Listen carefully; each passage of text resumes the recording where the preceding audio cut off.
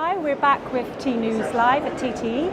I'm Linda Fox, Managing Editor, and I'm with Sean Worker. He's Chief Executive for BridgeStreet OTA. Sean, lovely to have you here. Good to see you. Tell us about the past year. You launched BridgeStreet OTA last year at the show, I believe. Tell us about what have been the milestones in the past year, any surprises, what have been the challenges? Lots of surprises, lots of challenges.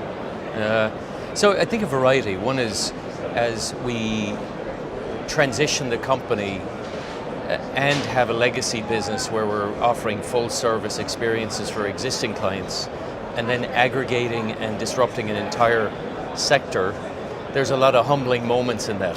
There's everything from how we connect to a variety of platforms that we didn't think would express an interest, which was surprising, to geographic distribution of securing our promise, which was built for business, and having inventory that's vetted, and only doing business with businesses narrows your lens, and adding staff and changing our organization and changing management and change management all aggregates into, candidly, a fairly successful year. So when we sat here last year, we had no units on the .com platform.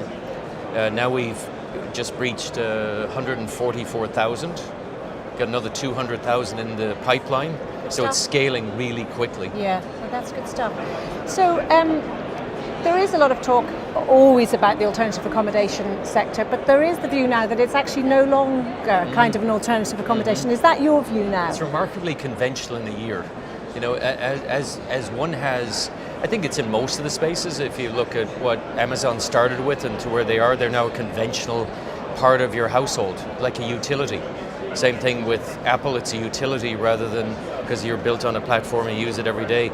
Today, travel has gone from horizontal or from vertical to horizontal. Sure. So it's the pathing of a guest, and the guest is now firmly aware of a wide variety of accommodation solutions that suits their needs, and they're so willing now to dip in and out of moving from a hotel to a barge, to a boat, to a treehouse, to a service department.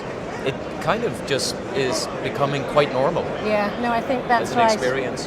And the other big story at the moment has been Airbnb opening up to, well, SiteMinder, they'd already had a partnership, but ostensibly to opening up to hotels fully.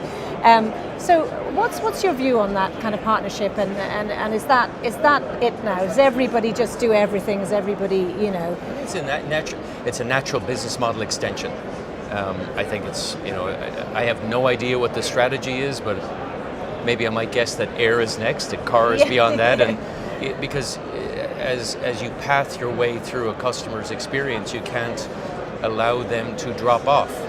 So you have to provide end to end. So I think dipping into the boutique style, that's experience to experience in some way, so it's nicely aligned. I think it's great pathing as they really lead the way in making this type of experience truly conventional. So I think it's good, certainly good for us. Yeah. And the awareness of businesses as well as individuals is becoming that kind of awareness that drives to becoming conventional. You can't avoid it. And as we sort of look forward to 2018 and beyond, do you see kind of disruption from any particular corner? What we've certainly noticed, especially when we go to tech shows or you go to incubator units and you listen, there's now micro disruption. Last week I was at a session where I was talking to one of the tech developers, and they have their brother-in-law started a Uber-like for coaches. So now it's gone from cars to coaches, and you can see that in other industries. It's all these micro aggregators.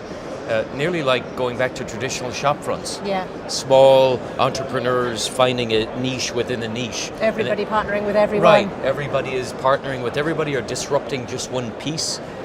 So I think that's going to continue across multiple industries because it's kind of ignited that, and there's a community that has been built up around being able to deliver that type of technology much cheaper when you do design build. So I think that's going to continue in the travel space. There's clearly differentiation where service department operators and homes and extended stay hotels are looking to a platform like ours that connects them to high quality corporate buyers that have very specific needs, and it's just too expensive for them to do it themselves to get to that type of buyer. And that's where I think you'll see that in a lot of industries. And then for BridgeStreet, I mean, obviously, from what you were saying, you've been through quite a lot of milestones in the past year, and you mentioned you've another 200,000 to add. And what else are you looking at in terms of development for 2018?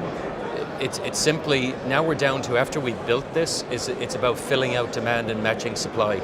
You know, being very, very focused on executing on the model and driving value to both parties. We're standing up entire supply community managers and the same account management detail going into our corporate customers that we're working with, and equally delivering on the technology promise and the duty of care, and how we go about servicing that on a very personal level, and the data and the insight that we give back to both parties. I think this year is about insight. So just as a final question, when you go into a meeting with your top people, what are the top 2 things on your agenda?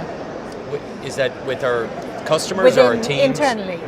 Execution. Yeah. This is all about execution. Executing on the promise and having some fun along the way.